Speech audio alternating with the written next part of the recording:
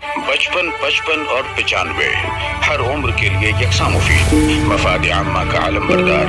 जरूर सब्सक्राइब करें, लाइक करें, शेयर करें और बेल आइकन प्रेस करना न भूलें। Rabbani the scholar YouTube channel.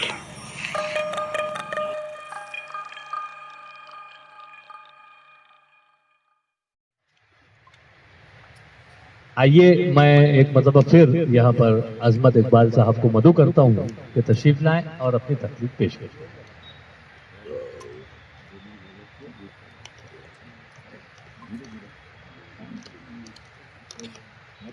एक मरतबा फिर सदर साहब की इजाजत से मेरे अफसाने का उन्वान है उन्वान है।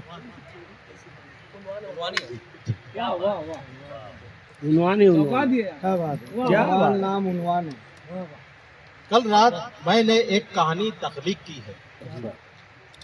मेरा तकय्युल तन्हाई का मोहताज है। शब की तन्हाई जब मेरे वजूद से माजी के लम्हात चिमट जाते हैं, उन चूड़ियों की तरह जो मौका पाते ही किसी परवाने के नाजुक जिस्म से चिमट जाती हैं और धीरे धीरे उसके जिस्म से बेवस्त होती जाती हैं। हाय, किस कद्र कर्बनाक अंजाम होता है। बस इसी कर्ब से मैं रोज गुजरता हूँ। अपनी जात, अपने माजी से जुड़ा दर्द, अजाब, अपने आस पास वक़ू पजीर हो रहे वाक़यात, हादिसात और सानिहात सब एक दूसरे से गुत्थम गुत्था होते जाते हैं।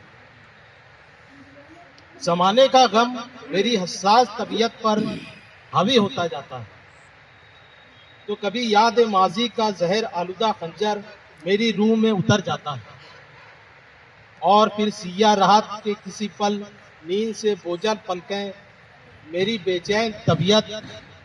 बेचैन मुस्तरिब तबीयत को अपनी बाहों में समेट लेती है। एक तवील कशमकश के बाद मेरे तखय्युल का परिंदा अपने परों को खोलता है, फड़फड़ाता है और फिर उड़ान भरने लगता है।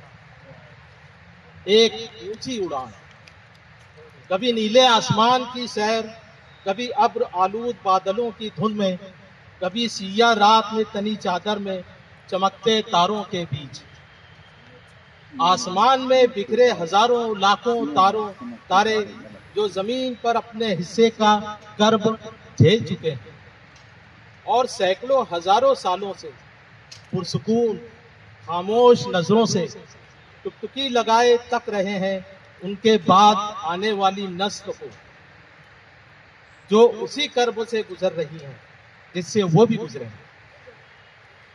हजारों, सैकड़ों या चंद सालों कबल और बस कुछ ही लम्हों कबल आजाद हुए हैं अपने वजूद से और आसमान में रोशनी का नुक्ता बनकर नस्ब हो गए।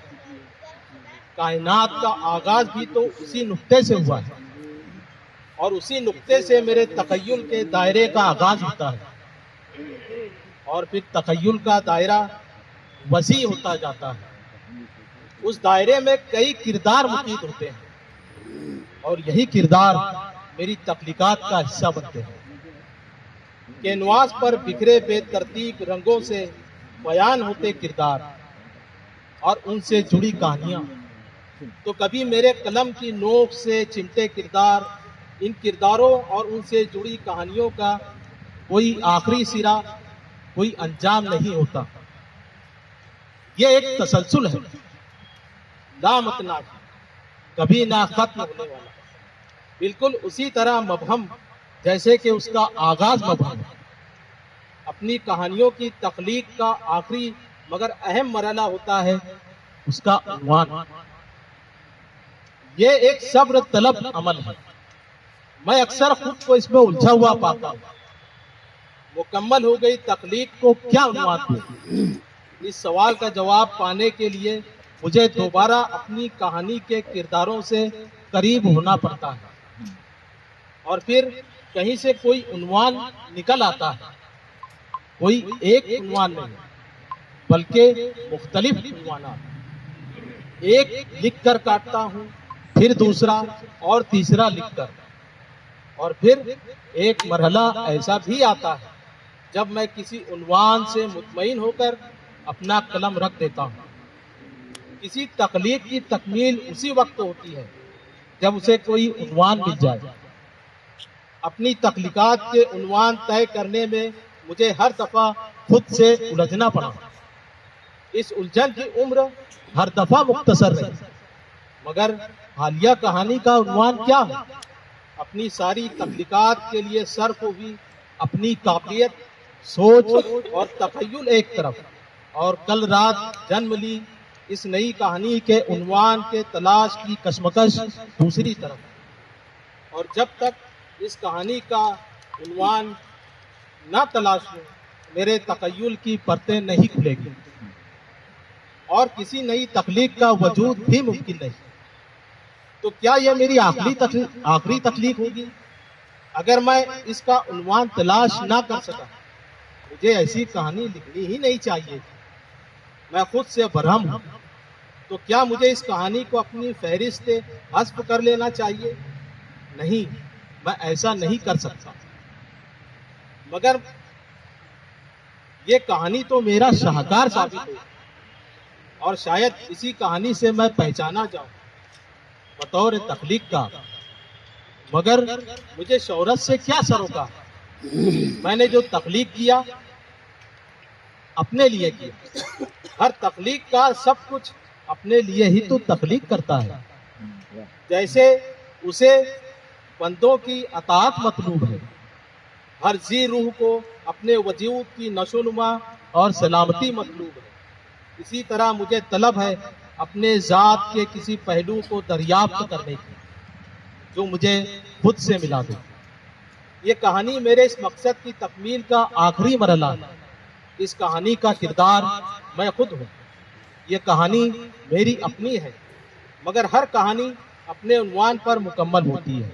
اف، میری اس کہانی کو کوئی عنوان نہیں مل رہا، اور کہانی مکمل نہ ہوئی تو پھر میرا تخلیقی سفر یہیں تھم کر رہ جائے گا۔